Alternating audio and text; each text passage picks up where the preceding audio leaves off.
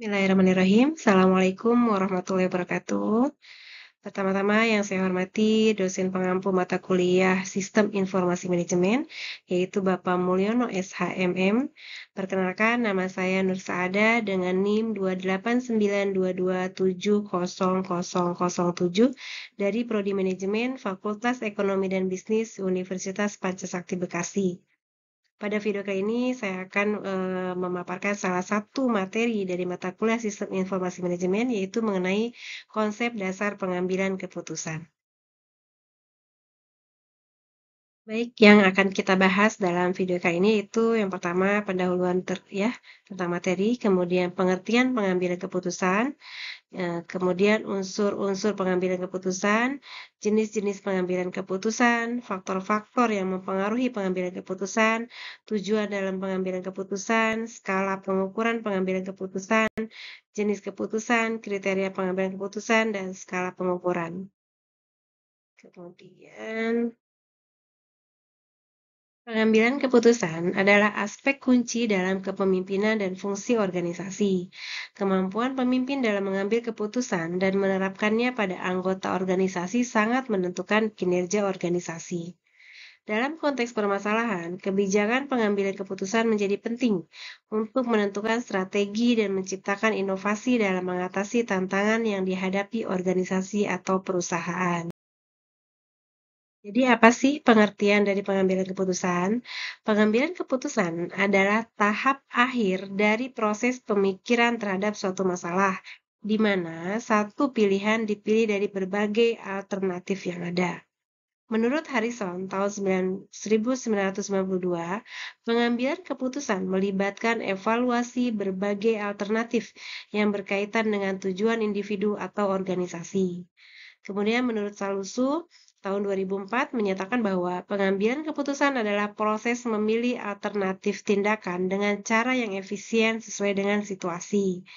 Dengan demikian, pengambilan keputusan adalah proses memilih satu dari beberapa alternatif yang tersedia.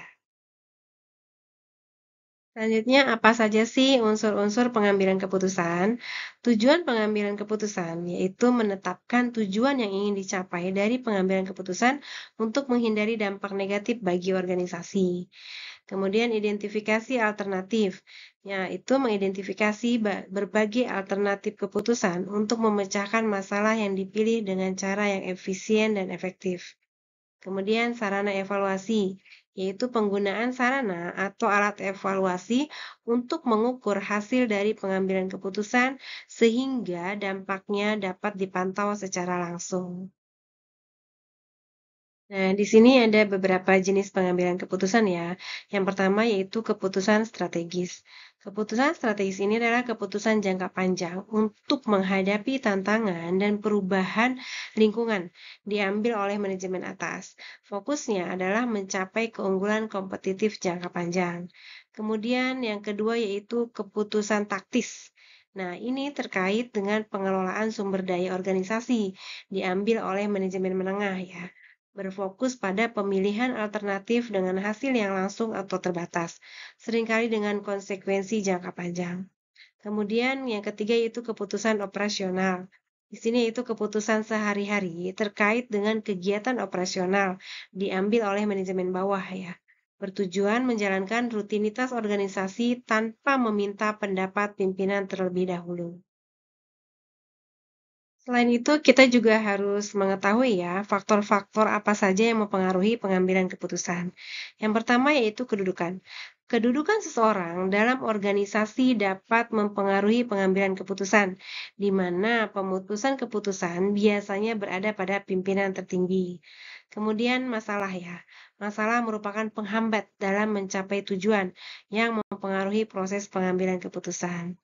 Nah, faktor yang ketiga yaitu tujuan. Pengambilan keputusan harus sesuai dengan tujuan yang ingin dicapai, baik itu tujuan organisasi maupun tujuan individu. Nah, kalau begitu apa sih tujuan dalam pengambilan keputusan itu? Secara umum, tujuan dari pengambilan keputusan adalah untuk memilih pilihan terbaik dari berbagai alternatif yang tersedia, sehingga tujuan yang ingin dicapai dapat tercapai secara efektif. Tujuan pengambilan keputusan dapat dibedakan menjadi dua. Yang pertama yaitu tujuan yang bersifat tunggal. Ini pengambilan keputusan yang hanya menyelesaikan satu masalah saja tanpa kaitan dengan masalah lainnya. Kemudian tujuan yang bersifat ganda. Ini adalah tujuan pengambilan keputusan yang dapat menyelesaikan lebih dari satu masalah sekaligus mengatasi permasalahan secara komprehensif. Yaitu skala pengukuran pengambilan keputusan.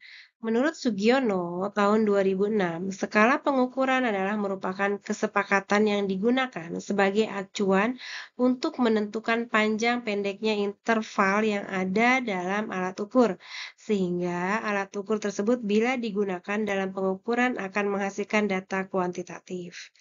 Skala merupakan suatu instrumen atau mekanisme untuk membedakan individu terkait dengan variabel minat yang kita pelajari. Dalam melakukan analisis statistik, perbedaan jenis data akan sangat berpengaruh terhadap pemilihan model ataupun alat uji statistik yang akan digunakan. Menurut Skaran 2006. Nah, dalam proses pengambilan keputusan ini akan ada melewati beberapa tahap ya. Yang tahap pertama yaitu pemahaman dan perumusan masalah. Kemudian tahap kedua yaitu pengumpulan dan analisis data. Selanjutnya tahap ketiga yaitu pengembangan alternatif-alternatif. Tahap yang keempat yaitu evaluasi alternatif-alternatif. Tahap kelimanya yaitu pemilihan alternatif terbaik. Nah, lalu di tahap keenam akan ada implementasi keputusan dan tahap 7 atau tahap terakhir ini adalah evaluasi hasil-hasil keputusan. Selanjutnya, apa saja sih jenis keputusan ini? Jenis keputusan, ya, Herbert Simon juga menemukan metode untuk mengklasifikasikan keputusan. Yang pertama yaitu keputusan terprogram bersifat repetitif dan rutin. Dalam hal prosedur tertentu digunakan untuk menanganinya sehingga keputusan tersebut tidak perlu dianggap de novo atau baru ya setiap kali terjadinya. Yang kedua yaitu keputusan tidak terprogram, bersifat baru, tidak terstruktur dan penuh konsekuensi. Tidak terdapat metode yang pasti untuk menangani masalah seperti ini karena belum pernah ada sebelumnya, ya. Atau karena sifat dan strukturnya sulit dijelaskan dan kompleks, atau karena masalah tersebut demikian penting sehingga memerlukan keputusan atau pertimbangan lainnya. Kemudian bagaimana sih struktur dari permasalahan itu? Masalah terstruktur ini terdiri atas unsur dan hubungan yang dipahami oleh orang yang memecahkan masalah. Kemudian masalah tidak terstruktur. Ini tidak memiliki elemen atau hubungan yang dipahami oleh orang yang memecahkan masalah. Dan yang ketiga yaitu masalah semi terstruktur ya. Terdiri atas beberapa elemen atau hubungan yang dipahami oleh si pemecah masalah dan beberapa yang tidak dapat dipahami. Nah, kriteria pengambilan keputusan ini ada dua. Yang pertama yaitu pemaksimalan. Maksudnya adalah untuk laba, kegunaan, nilai yang diharapkan, tujuan perusahaan. Kemudian kriteria sebagai pemuasan yaitu apabila pengambilan keputusan tidak mengetahui alternatif yang jelas, sehingga harus mengadakan penyelidikan untuk mendapatkannya. Nah, di sini yaitu ada beberapa macam skala pengukuran ya. Yang pertama yaitu skala nominal. Skala nominal ini adalah pengukuran dengan taraf paling rendah, menggolongkan objek dengan simbol atau angka yang bersifat kualitatif atau kuantitatif. Contohnya seperti jenis kelamin, laki-laki atau perempuan hanya sebagai identitas tanpa perbandingan.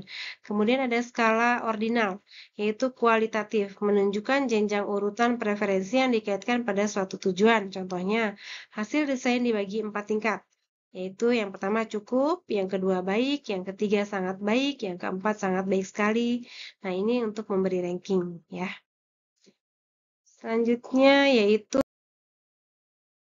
skala pengukuran interval.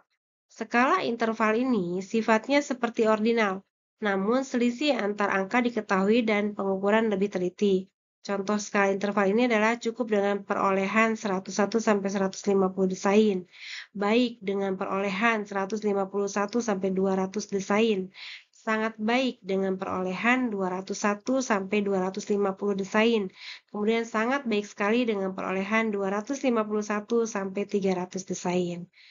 Nah, selanjutnya untuk pengukuran skala rasio, ini adalah skala interval yang mempunyai titik nol yang nyata ya. Dalam skala rasio, perbandingan dari setiap titik pada unit pengukuran adalah bebas. Seperti pada gambar di bawah ini ya, yaitu ada Aisyah, ada nama orang ini, kemudian ada jumlahnya. Nah, skala rasio adalah skala yang menunjukkan perbandingan antara objek satu dengan yang lainnya dengan nilai mutlak.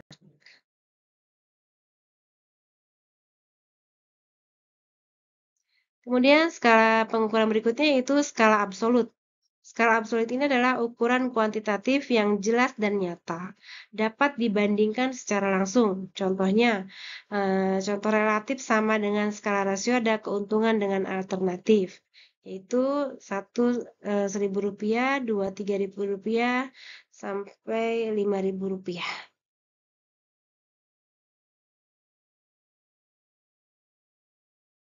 Nah, bagaimana sih pembuatan keputusan di dunia nyata ini? Kita melihat bahwa sistem informasi tidak selalu membantu dalam peran manajerial. Investasi di bidang teknologi informasi tidak selalu menghasilkan hasil yang positif karena tiga alasan utama. Yang pertama, yaitu kualitas informasi. Keputusan berkualitas tinggi memerlukan informasi berkualitas tinggi juga. Kemudian filter manajemen. Meskipun informasi akurat dan tepat waktu, beberapa manajer membuat keputusan yang buruk karena berbagai filter yang mereka terapkan. Manajer memiliki perhatian selektif, fokus pada beberapa jenis masalah dan solusi, serta memiliki bias yang dapat menolak informasi yang tidak sesuai dengan konsep mereka sebelumnya. Kemudian budaya organisasi. Organisasi seringkali memiliki keterbatasan dalam kemampuan dan kompetensi untuk bertindak tegas. Ketika lingkungan berubah dan bisnis perlu mengadopsi model bisnis baru, kekuatan di dalam organisasi dapat menolak membuat keputusan yang memerlukan perubahan besar. Nah, apa saja sistem pendukung pengambilan keputusan atau DSS ya? Nah, ini pendekatan sistem informasi manajemen atau SIM sangat luas.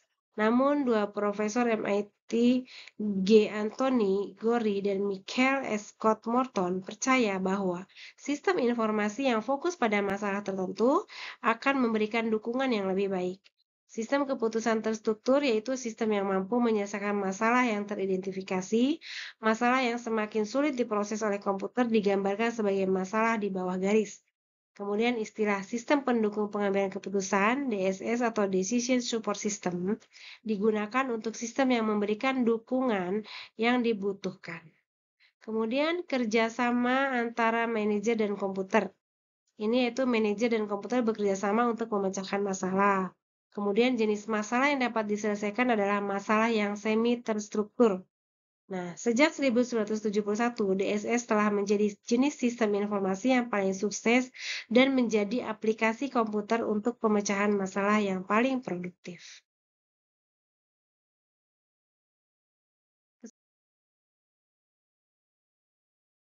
Kesimpulan dari materi ini yaitu dalam manajemen, pengambilan keputusan memegang peran yang sangat penting karena keputusan yang diambil oleh manajer merupakan hasil pemikiran akhir yang harus dilaksanakan oleh bawahannya atau pihak terkait dengan organisasi yang dipimpin. Pentingnya pengambilan keputusan yaitu menyangkut semua aspek manajemen. Kesalahan dalam pengambilan keputusan dapat merugikan organisasi mulai dari kerugian citra hingga kerugian finansial. Kemudian proses pengambilan keputusan ini terkadang diambil oleh manajer sendiri, kadang juga bersama staf tergantung pada besar kecilnya masalah dan gaya kepemimpinan yang dianut. Nah, tidak bisa dilakukan secara sembarangan, melainkan merupakan proses pemikiran dalam rangka pemecahan suatu masalah untuk mencapai hasil akhir yang dapat dilaksanakan. Demikian presentasi dari saya, kurang lebihnya mohon maaf, semoga bermanfaat. Terima kasih. Assalamualaikum warahmatullahi wabarakatuh.